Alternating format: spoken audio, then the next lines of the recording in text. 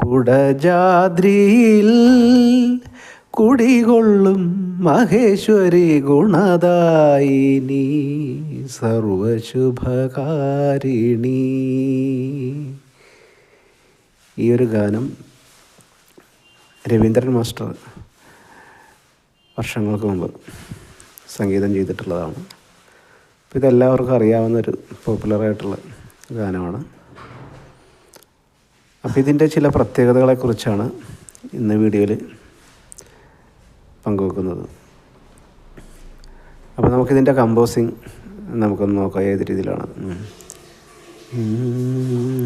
കുടജാദ്രിയിൽ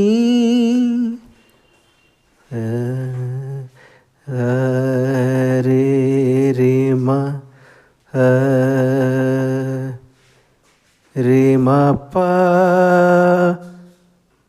കുടജാദ്രി റിമപ്പ നിസ നിസ Nipah പസ പമരി മരി രി സ നിസ രി മരി രി സ. സരിമ പനിസ എന്ന സ്വരങ്ങൾ സരിമ പനി സാനി പമരി സ. അങ്ങനെ സരിമ പനി 5 സ്വരങ്ങളുള്ള ഒരു രാഗമാണ് ഇതിനുപയോഗിച്ചിട്ടുള്ളത്. രേവതി എന്ന് പറയുന്നൊരു രാഗം. സരിമ പനി സാനി പമരി സ. അപ്പോൾ ഇതിൽ ഈ പാട്ടും ആ സ്ഥലവും തമ്മിലുള്ള ഒരു ബന്ധമുണ്ട്. അതായത് കുടജാദ്രി ഈ മൂകാംബിക ക്ഷേത്രത്തിൽ ചെന്ന് കഴിഞ്ഞാൽ അവിടെ തിരക്കുള്ളൊരു ക്ഷേത്രമാണ്. പക്ഷേ നമ്മളവിടെ ചെന്ന് കഴിഞ്ഞാൽ എത്ര തിരക്കുണ്ടെങ്കിലും അവിടെ നിശബ്ദമായിട്ടുള്ള പ്രാർത്ഥനകൾ മാത്രമാണ്. ഉച്ചത്തിലാരും സംസാരിക്കില്ല. അതുകൊണ്ട് തന്നെ അവിടെ നിശബ്ദതയുള്ളതാണ്. പിന്നെ അതിൻ്റെ ചുറ്റും 18 മലകൾ ഉണ്ടെന്നാണ് പറയുന്നത്. അവിടെ എല്ലാം സൈലൻ്റ് ഏരിയകളാണ്. ഇപ്പോഴും നിശബ്ദതയാണ്. പ്രകൃതിയുടെ ശബ്ദം, കിളികളുടെയും സൗവർണിക നദിയുടെ ജലം ഒഴുകിപ്പോകുന്ന ശബ്ദങ്ങളും മാത്രമേ നമുക്കവിടെ കേൾക്കാൻ പറ്റുള്ളൂ. അവിടെ ഒരു പ്രത്യേക അനുഭൂതിയാണുള്ളത്. അപ്പോൾ അതേ അനുഭൂതി കിട്ടുന്ന ഒരു ഫീല് തന്നെയാണ് ഈ പാട്ടിൽ അദ്ദേഹം കൊണ്ടുവന്നിട്ടുള്ളത്. അതാണ് ഈ പാട്ട് എന്നും നിലനിൽക്കാനുള്ള ഏറ്റവും വലിയൊരു പ്രത്യേകത. കുടജാദ്രിയിൽ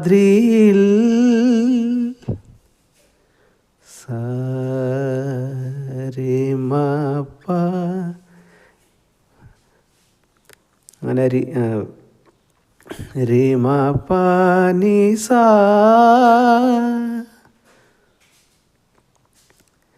എപ്പോഴും അദ്ദേഹത്തിൻ്റെ പാട്ടിന് ഒരു പ്രത്യേകത താഴെ നിന്നുള്ള സായോ റിയോ അല്ലെങ്കിൽ അതിനും താഴെ മന്ത്രസ്ഥായിലുള്ള സ സ നി പ മാ അങ്ങനെ താഴേക്കുള്ള സ്വരങ്ങളിലൊക്കെയാണ് സാധാരണ രവീന്ദ്രൻ മാസ്റ്ററിൻ്റെ പാട്ടുകൾ തുടങ്ങുക. അപ്പം അദ്ദേഹം തന്നെ പറയുന്നത് മഴ പെയ്യുന്നത് പോലെ ചെറിയ ചെറിയ തുള്ളികളായി വീണ് ക്രമേണ അത് കൂടിക്കൂടി വലിയൊരു മഴയായി പിന്നെ അത് ചെറിയ ചെറിയ രീതിയിൽ താണ് വരുന്നത്. അപ്പോൾ ആ ഒരു രീതിയിലാണ് അദ്ദേഹം ഓരോ പാട്ടിനെയും സമീപിക്കുന്നതെന്ന് അദ്ദേഹം പറഞ്ഞിട്ടുണ്ട്. അപ്പോൾ അതേപോലെ തന്നെയാണ് ഇവിടെയും അദ്ദേഹം വെച്ചിട്ടുള്ളത്. അതേപോലെ ഇതിൻ്റെ സംഗതികൾ എടുത്താൽ അതിൻ്റെ ഒരു കോമ്പിനേഷനുകളൊക്കെ നമുക്ക് മനസ്സിലാവും. കാതര ഹൃദയ സരോവര ആ ഒരു സംഗതി സരോവര ഇതേ പാറ്റേൺ തന്നെയാണ് മിക്ക സംഗതികൾക്കും അദ്ദേഹം ഉപയോഗിക്കുന്നത്. അതേപോലെ ഷേപ്പുകൾ, അതായത് നമ്മൾ ഒരു ശില്പം ഉണ്ടാക്കുമ്പോൾ അല്ലെങ്കിൽ ഒരു ചിത്രം വരക്കുമ്പോൾ അതിന് ഒരു സ്റ്റൈലുണ്ടാവും, ഒരു ശൈലി. അപ്പോൾ ആ ഒരു രീതി ഓരോ പാട്ടിലും നമുക്ക് കാണാൻ പറ്റും. അതാണ് അദ്ദേഹത്തിൻ്റെ ആ ഒരു മാസ്റ്ററിസം എന്ന് പറയാം, ഒരു ജീനിയസ് ആയിട്ടുള്ള ഒരു സംഗീതജ്ഞൻ അതിൽ പ്രവർത്തിക്കുന്നത്. അതിൽ ഈ സംഗതികളുടെ പാറ്റേൺ നോക്കിയാൽ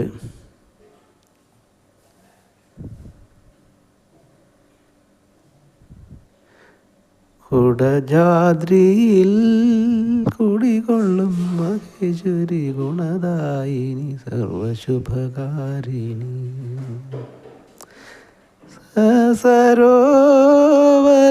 സരോ. അതുപോലെ ഇതിൽ കൊടുത്തിരിക്കുന്ന സംഗതികൾ നോക്കിയാൽ മനസ്സിലാവുന്ന കാതര ഹൃദയ സരോവര, ഈ പാറ്റേൺ തന്നെയാണ് എല്ലാ സംഗതികൾക്കും യൂസ് ചെയ്തിരിക്കുന്നത്. ഇതേ തരത്തിലുള്ളതാണ്. മംഗള മന്ദസ്മിതം തൂകു, ഇതുപോലെ തന്നെയാണ്. കാതര ഹൃദയ സരോവര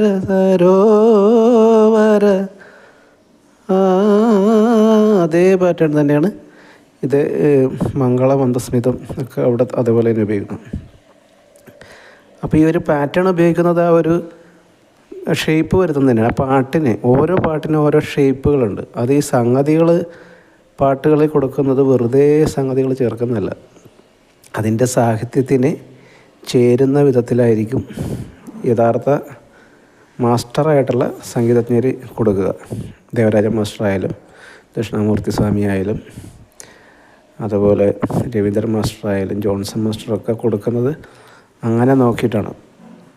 അല്ലാതെ എന്തെങ്കിലും സംഗതികൾ പാടി നമ്മൾ വലിയ ഗായകനാണെന്ന് തെളിയിക്കാൻ വേണ്ടിയിട്ട് കുറേ മൃഗ ചേർക്കലല്ല ശരിക്കുള്ള സംഗതി എന്ന് പറയുന്നത്.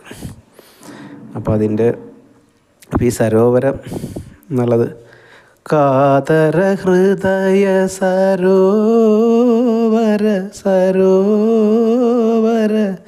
അപ്പോൾ ഈ സരോവരം എന്ന് പറഞ്ഞാൽ എന്താ? തടാകം. സരോവരം എന്നൊരു നദി ഹിമാലയത്തിലുണ്ട്. അപ്പോൾ കാതര ഹൃദയ സരോവര, കാതരം എന്ന് വെച്ചാൽ വളരെ സ്നേഹനിർഭരമായിട്ടുള്ള ഒരു സരോവരം,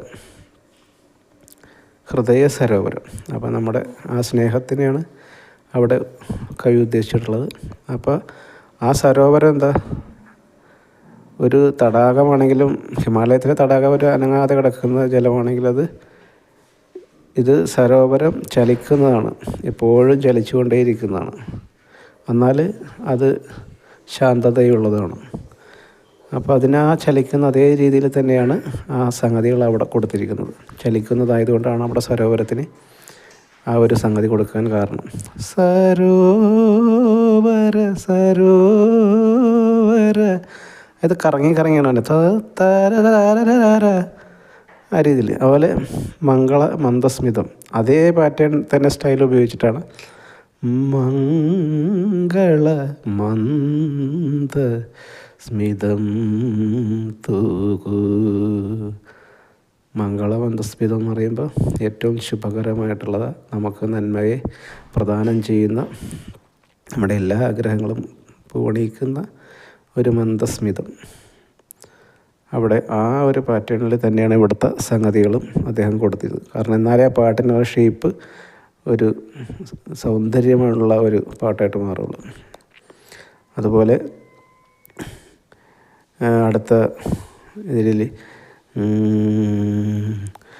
നാദാത്മികേ, സാധാരണ പാട്ടുകളിൽ ഇപ്പം നമ്മൾ താഴത്തെ സരിമാരിയിലാണ് പാട്ട് തുടങ്ങിയത്. ഇപ്പോൾ കുടജാദ്രി രീമ പ രീമ പ രീമ സനി രേ രീമ പനി രേ രീമ പനി.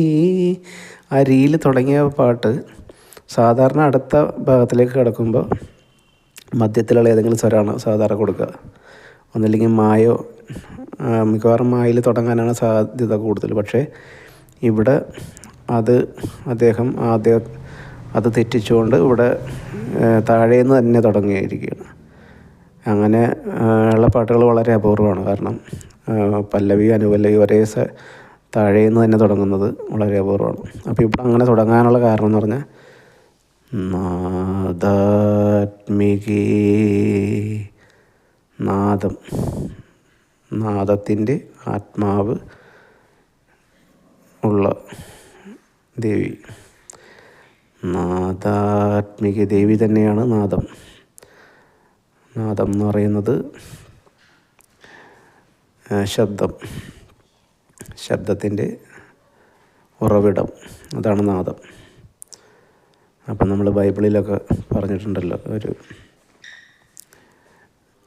വചനം ഇവിടെ മുമ്പേ ഉണ്ടായിരുന്നു എന്ന് പറയുന്നുള്ളൂ. അപ്പോൾ ആ വചനം തന്നെയാണ് നാദം എന്ന് പറയുന്നത്. അപ്പോൾ അതിന് നാദാത്മിക. അപ്പോൾ ആ നാദം മുമ്പേ ഉണ്ടായിരുന്നതായതുകൊണ്ടും ആ നാദത്തിൻ്റെ ആ ഫീല് കിട്ടുന്നതിന് വേണ്ടിയാണത് മുകളിൽ നിന്ന് തുടങ്ങാതെ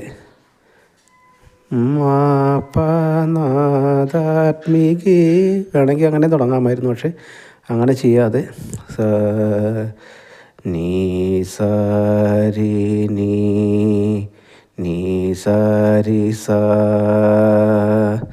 നീ സാരി സാ സരി സനി. അപ്പോൾ ഈ അങ്ങനെ തുടങ്ങാൻ കാരണം ആ ഒരു ഫീല് കിട്ടാനും പിന്നെ അതിന് നാദം പണ്ടേ ഉള്ളതാണ്. പ്രപഞ്ചം സൃഷ്ടിക്കുന്നതിന് മുമ്പേ നാദം ഉള്ളതായിട്ടാണ് ബൈബിളിലൊക്കെ പറയുന്നത്. പ്രകാശം മാത്രമാണ് സൃഷ്ടിച്ചിട്ടുള്ളത്.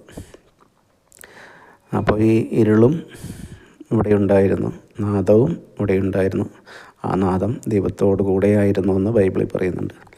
അപ്പോൾ അതുകൊണ്ട് ആ ഒരു ഫീലും അത് മനസ്സിലാക്കിയത് കൊണ്ടാണ് അദ്ദേഹം ആ നാദാത്മിക, അതിനെ ആത്മാവാക്കിയിട്ടുള്ള, അല്ലെങ്കിൽ അത് തന്നെയാണ് ദേവി, നാദം ദേവി തന്നെയാണെന്ന് തെളിയിക്കുന്നതിന് വേണ്ടിയിട്ടാണ് ആ ഒരു നീ ആ ഒരു മന്ത്രസ്ഥായിയിലേക്ക് തുടങ്ങി വെച്ചേക്കുന്നത്. നാദാത്മികേ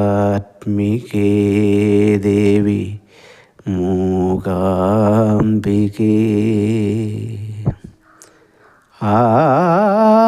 ആദിപരാശക്തി നീയേ. അവിടെ നീയെന്ന് വിളിക്കുന്നത് ആദിപരാ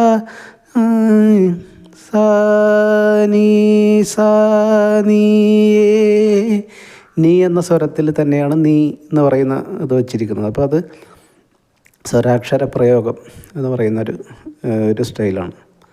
അതായത് സ്വരം, സംഗീതത്തിലെ സ്വരം നീ എന്ന സ്വരവും നീ എന്ന സാഹിത്യത്തിലെ അക്ഷരവും ഒരുപോലെ ആകുന്നു. അക്ഷരവും സ്വരവും ഒന്ന് തന്നെ ആയിട്ട് പ്രയോഗിക്കുന്ന രീതിയാണ്. അപ്പോൾ അതവിടെ അദ്ദേഹം അത് ഉപയോഗിച്ചിട്ടുണ്ട്. നീ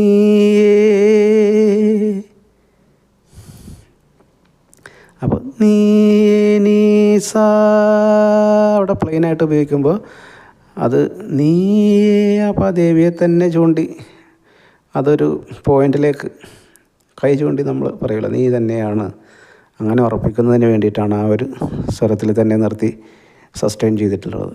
നീ അതുപോലെ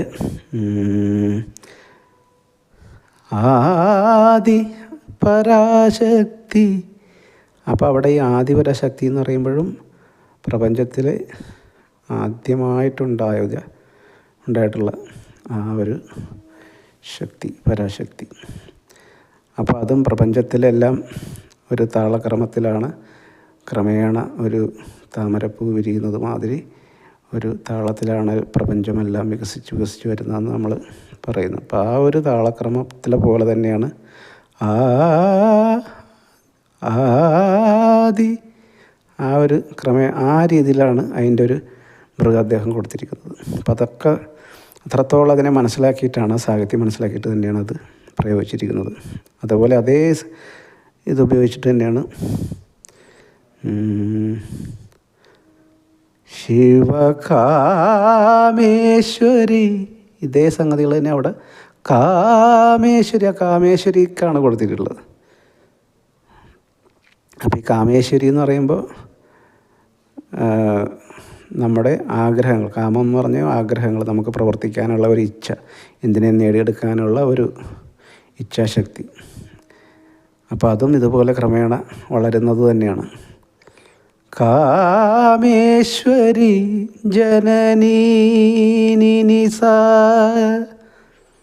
ജനനി, അവിടെ ജനനി എന്നുള്ളൊരു വന്നതുകൊണ്ട് നേരത്തെ നീസ അവിടെ നിനിസാക്കി, അവിടെ നീസാക്കി, ഇവിടെ നിനിസാക്കി. അപ്പോൾ ആ സാഹിത്യത്തിനോട് 100% ഒരു നീതി പുലർത്തി അദ്ദേഹം ചെയ്തു. ഒപ്പം ആ സ്ഥലത്ത് അതിനു മുമ്പ് അദ്ദേഹം പോയ അനുഭവം വെച്ചിട്ടാണ് ഇത് ചെയ്തിട്ടുള്ളത്. അപ്പോൾ ആ മൂകാംബികയിലുള്ള ആ ഒരു നിശബ്ദമായ ഒരു അന്തരീക്ഷം മനസ്സിലാക്കി. പിന്നെ അദ്ദേഹം ഇതിൻ്റെ ഓർക്കസ്ട്രയിൽ ഈ 18 മലകളും ഇതിനെ പ്രദക്ഷിണം ചെയ്യുന്നതായിട്ടും, പിന്നെ അവിടുത്തെ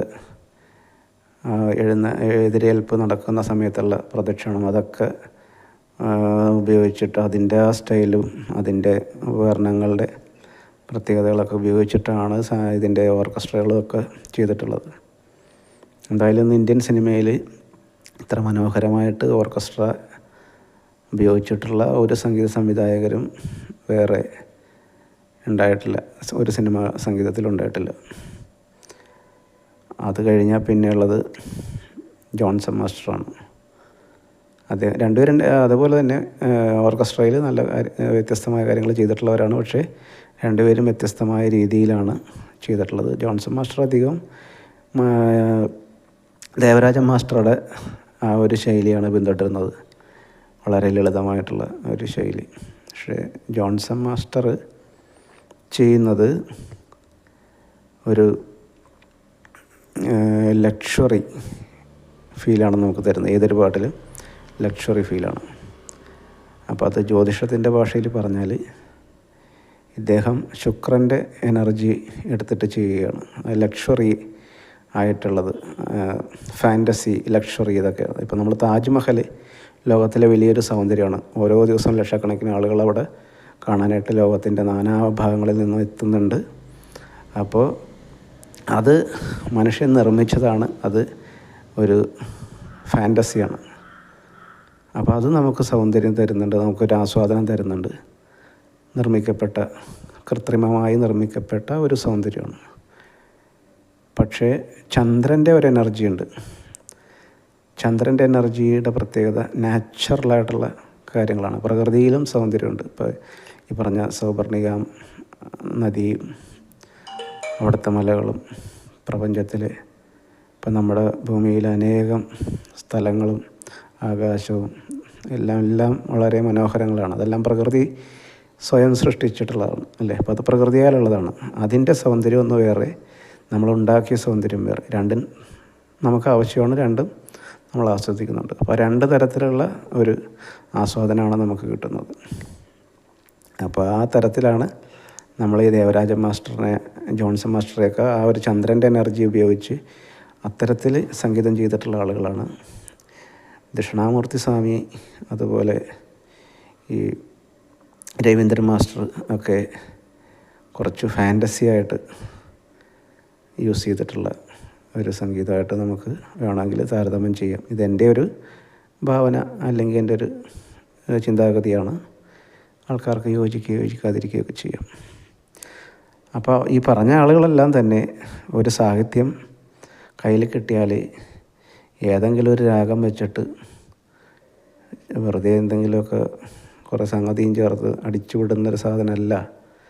അതിൻ്റെ പിന്നിൽ വലിയൊരു തപസ്സുണ്ട്, വലിയൊരു പരിശ്രമമുണ്ട്, വലിയൊരു കാഴ്ചപ്പാടുണ്ട്, വലിയൊരു അന്വേഷണമുണ്ട്. അങ്ങനെയാണ് നമ്മൾ ഇന്നും 30, 40, 50 വർഷം കഴിഞ്ഞ പാട്ടുകൾ ഇന്നും ആളുകൾ വീണ്ടും വീണ്ടും പാടുകയും കേൾക്കുകയൊക്കെ ചെയ്യുന്നതിന് കാരണം ഇതൊക്കെയാണ്. അപ്പോൾ ഇതൊക്കെ ലോകത്തിനെ അറിയിക്കേണ്ട ഒരു ചുമതല എൻ്റെ ഭാഗത്തുനിന്നുണ്ട് എന്ന് മനസ്സിലായപ്പോഴാണ് ഞാനിത് അറിയിക്കാനായിട്ട് ഒന്ന് തുനിഞ്ഞത്. ഓക്കെ, ഇനി ഇതുപോലെ ഒരുപാട് പാട്ടുകൾ എന്നാൽ കഴിയുന്ന വിധം സമയം കിട്ടുമ്പോഴൊക്കെ ചെയ്യണമെന്ന് ആഗ്രഹിക്കുന്നു. അപ്പം നിങ്ങളിത് വീഡിയോ മാക്സിമം ആളുകളിലേക്ക് ഇത് എത്തിക്കുകയും അതുപോലെ ആളുകളുടെ സപ്പോർട്ടും മറ്റുമൊക്കെ കിട്ടുന്നതനുസരിച്ച് മാത്രമേ നമുക്ക് അത് മുന്നോട്ട് കൊണ്ടുവരാൻ പറ്റുള്ളൂ. അപ്പോൾ സംഗീത സ്നേഹികളായിട്ടുള്ള ആളുകൾ അത് ചെയ്യുമെന്ന് പ്രതീക്ഷിക്കുന്നു. അപ്പോൾ അങ്ങനെ ചെയ്താൽ നമുക്ക് കൂടുതൽ കൂടുതൽ ചെയ്യാം. പിന്നെ ഞാൻ ഈ ചെയ്യുന്ന സമയത്ത് ഈ സ്വരസ്ഥാനങ്ങൾ ഇപ്പോൾ പാടി നോക്കുന്ന സമയത്ത് ചിലപ്പോൾ സ്വരങ്ങൾ കറക്റ്റാവണമെന്നില്ല. കാരണം ഞാനിത് മുൻകൂട്ടി ചെയ്ത് പഠിച്ച് വെച്ചിട്ട് നൊട്ടേഷൻ എഴുതി തയ്യാറാക്കിയിട്ടോ ഒന്നും പറയുന്നതല്ല.